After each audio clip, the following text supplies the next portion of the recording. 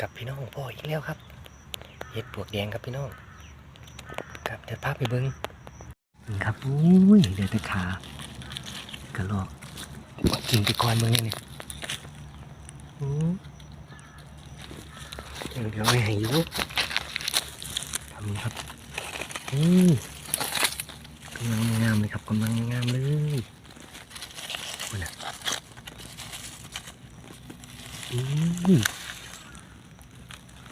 นี่ครับมันครับมัน